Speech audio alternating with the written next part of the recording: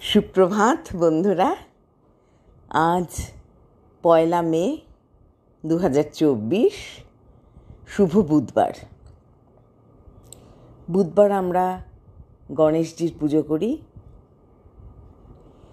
আজ প্রভাতী চর্চায় সবাইকে স্বাগত। সব বন্ধুদের আমার একরাশ ভালোবাসা জানাই। আজকে প্রভাতী চর্চায় একটা আলোচনা নিয়ে চলে এসেছি। কি করে আমরা না বলবো?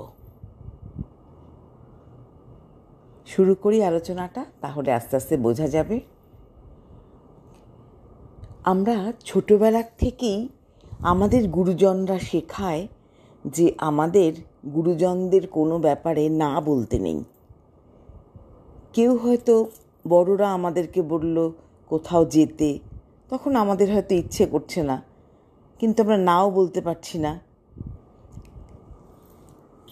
এই কথাটাকেই আমি আজকে একটু প্রতিষ্ঠিত করার চেষ্টা করছি যে নাও বলতে হবে আমাদের।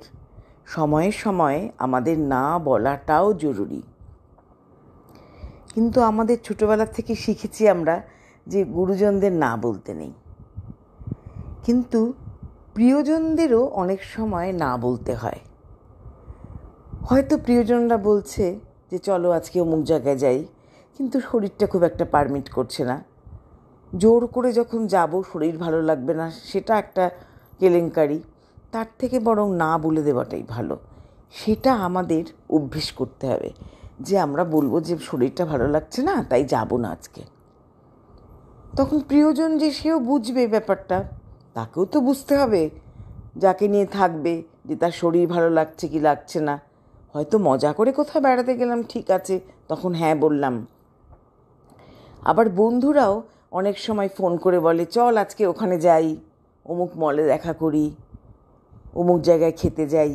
তখনও হয়তো অতটা ভালো লাগছে না সেদিন হয়তো নিজের কোনো কাজ থাকতে পারে, নিজের নিজে থাকতে ইচ্ছে করতে পারে, অনেক পড়াশুনো থাকতে পারে, অনেক কিছুই থাকতে পারে, এক একজনের এক এক রকম।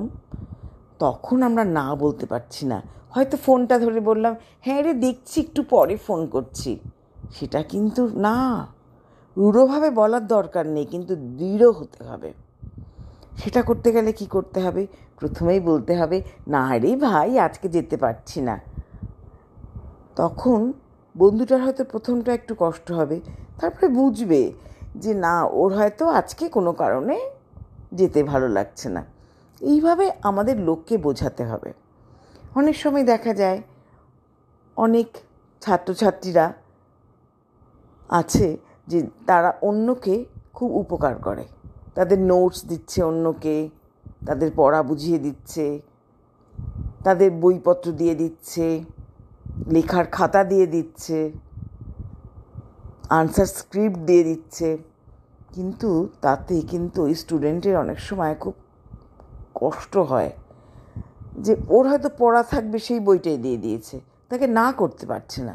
কিন্তু সেখানেও আমাদের না করতে হবে যে না, আমি আজকে এই বইটা আমার দরকার আছে, আমি তোমাকে দিতে পারছি না। সেটা কি দৃঢ়ভাবে বলা হলো, রূঢ়ভাবে না। মিষ্টি করে বলো, ভালোবেসে বলো। তারপরে এমনও হয় দেখেছি, কোনো মেয়ের নতুন বিয়ে হলো, অন্য পরিবারে গিয়ে তাদের খাওয়া দাওয়ার টাইম একদম অন্য সময়। হয়তো লাঞ্চ করছে 3টের সময়, রাত্রে ডিনার করছে 11টার সময়। কিন্তু যেই মেয়েটির বিয়ে হয়েছে, সে যেই পরিবার থেকে গেছে, সেখানে দুপুরে 12টার সময় খেয়ে অভ্যাস। সে তখন খুব সুন্দর করে তার শাশুড়ি মাকে বলতে হবে যে মা, আমার ওই সময় খেলে শরীর অসুস্থ হয়, আমি তোমাদের সঙ্গে 3টের সময় টেবিলে বসবো, কিন্তু আমি 1টা-2টোর মধ্যেই যেন আমার লাঞ্চটা সেরে নিতে পারি। তখন তারা বুঝবেন যে তাদের তো ও একটা মেয়ে এসেছে অন্য বাড়ির থেকে, বউ হয়েছে, ভালোবাসার জিনিস। তখন তাকে তার অসুবিধেটাকে প্রায়োরিটি দিতে হবে, তাকে তখন ভালোবাসতে হবে। তখন বুঝতে হবে যে না, ও শরীর খারাপ হবে, অত দেরি করেও খেতে পারবে না, ও আগেই খেয়ে নিক, ও আমাদের সঙ্গে টেবিলে বসবে সবার সাথে। সেটা ঠিক আছে, সেটা ছুটির দিনে হয়তো হতেই পারে। আরেকটা জিনিস আছে, ছেলেদের যখন বিয়ে হয় তারা যখন শ্বশুরবাড়িতে যায়, শ্বশুরবাড়ির আদরে তো তারা অস্থির, প্রচুর খেতে দিয়েছে, তারা হয়তো পারছে না, তখনও ছেলেদেরকে বলতে হবে যে না, আমি তো এত খেতে পারবো না, আমার তো পেটে এত জায়গা নেই, আমার তো শরীর খারাপ হবে, সেখানেও নাটা মিষ্টি করে বলতে হবে। এইভাবেই যে এই গুরুজনদের থেকে শিখেছি ছোটোবেলায় যে না বলতে পারবো না বড়দের, গুরুজনদের, সেটা না, নাটা যখন বলার তখন আমাদের দৃঢ়ভাবে না বলতে হবে, রূঢ়ভাবে না।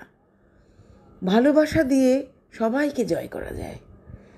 আমরা বন্ধুরা এইভাবেই সবাইকে না করব, বন্ধুদেরও করব, বাড়ির লোকজনদের করব, প্রিয়জনকে করব, আবার ভালো লাগলে যাব, সেটা তো হ্যাঁ আছেই।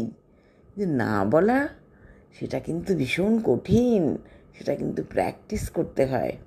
কিভাবে না বলবো সেটাও তো দরকার।